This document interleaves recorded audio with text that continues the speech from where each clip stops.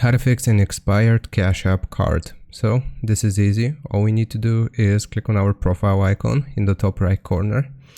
Then here we will scroll down until we see support. Just click on support and I'll explain why we're doing this in a second here. And we will just search for expired card. Now, after we have written expired card, we will click on the first article here that pops up, and it's gonna show us this. When your Cash App card expires, you need to replace it. You need to place an order for a new card through the app. So go to the card tab, then we'll need to select the green order button below your existing card, and then we'll just follow the prompts.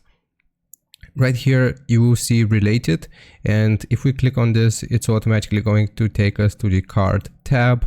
And like we just saw here, you should have your current Cash App card, and below it, you will have a button to order a new Cash App card.